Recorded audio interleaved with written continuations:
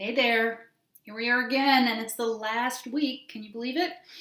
And you have all done great through this program. And what we're going to talk about today really is just kind of bringing it all together, tying it all together, and living easefully. That's really, that's the big why. We all come in with our different whys. Some people want to lose weight, some people have digestive issues. Some people want to sleep better, get rid of headaches, all sorts of things. But the big why, really, behind all of these habits is so we can live a life of ease. So many of us are in a very stressful relationship to life. And if you think you might be in a stressful relationship to life, something you can do is just ask yourself some of these questions. Do you wake up feeling overwhelmed, like you have so much to do during the day that you just can't get it all done? Do you wake up feeling rushed? Do you wish you were doing something else? Do you look so forward to the weekends because you just don't really like what you're doing during the week? Are you always pressed for time? Do you run late all the time? And when you run late, you cause stress not only for yourself, but you cause stress for others. Are you sluggish? Are you lethargic? Are you tired? Do you want to change, but you feel like it's just too much effort to make the changes that you want to make? That's having a stressful relationship to life. Having an easeful relationship to life, on the other hand, is you wake up feeling joyful. You're happy to greet the day. You may work very hard, but you're rewarded by the work you do. You might not love it every minute, but overall, you enjoy the work you do, and you feel rewarded when you work. You feel like your life has purpose, and the purpose can be anything, as long as you feel like it's purposeful. You hang with inspiring people. That's really good. Are the people in your circle the people you want in your circle? And if you're living a life of ease, they are. There's a saying that we are the sum of the 5 people that we hang around with most.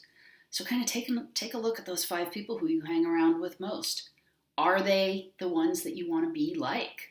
And if not, we can take a look at that. We're going to talk about relationships here in this video.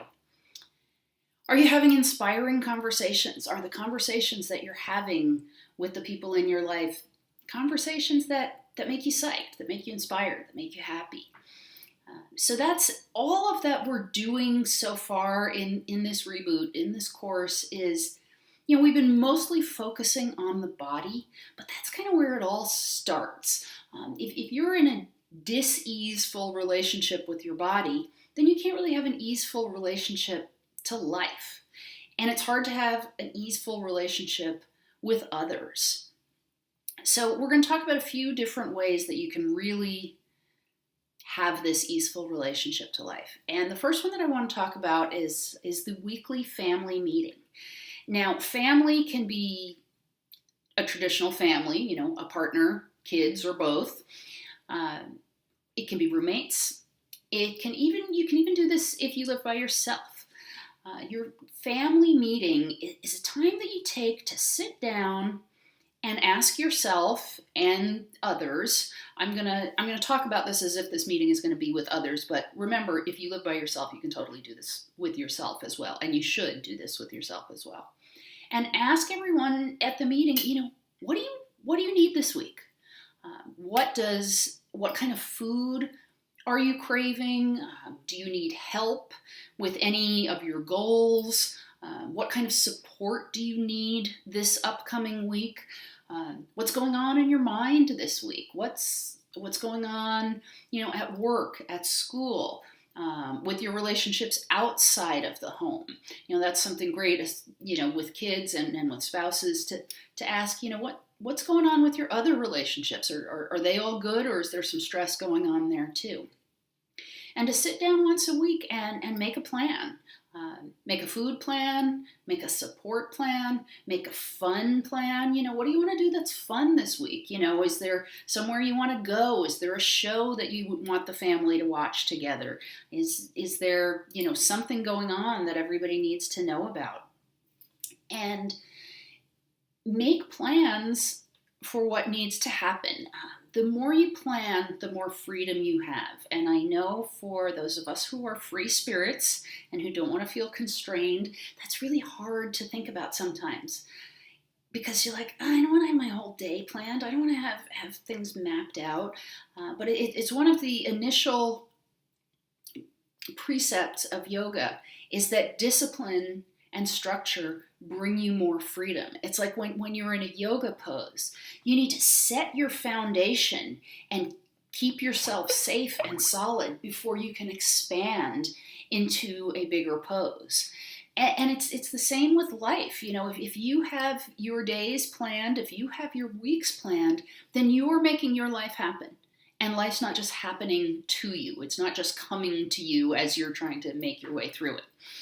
So planning your week, whether you're doing it with yourself or whether you're doing it with others, super, super important.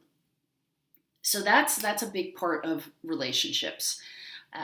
Some of the roadblocks that can come up in trying to do this is resistance, your own resistance, and the resistance that you're going to get or that you may get from the people in your life, in your world. You may have a spouse that doesn't want to eat an earlier dinner or go to bed earlier. You may have a kid who thinks the family meeting is totally lame. There are all sorts of different things, or you may have resistance to it. You might be like I just talked about, you might be like, I'm a free spirit. I don't want to do this. So my first bit of advice there is don't push it. You know, if everyone's resistant to the family meeting, don't make it a 90-minute meeting. Make it 15 minutes.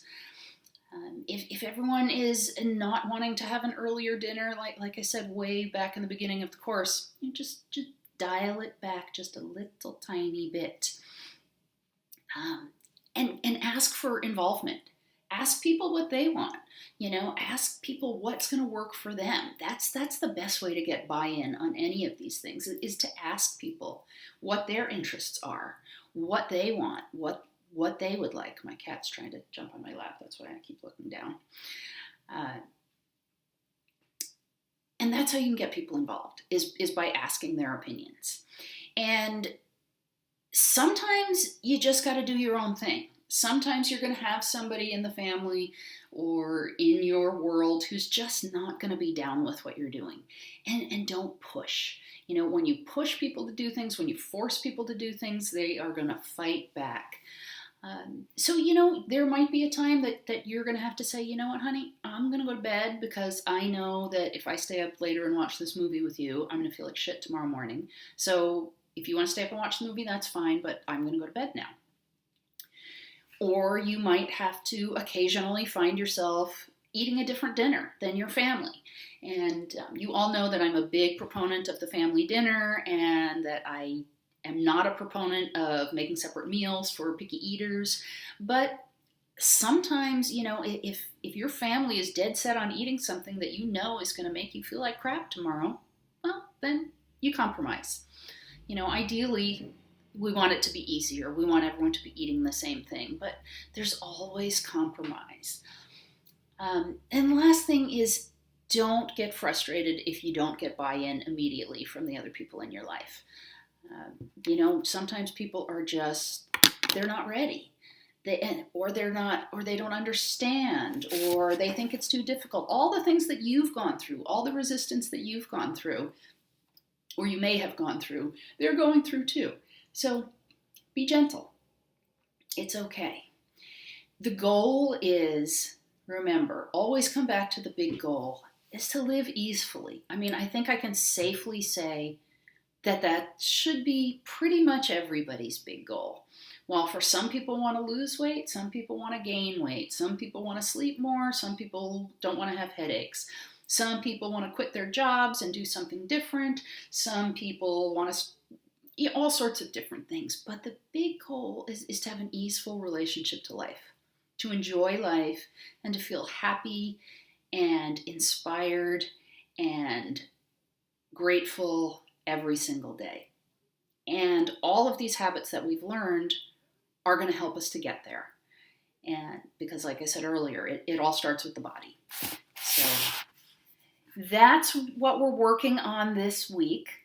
And I hope that you're enjoying and you will continue to enjoy this habit shifting program. I've really enjoyed working with you. And thanks again. We'll talk again really soon.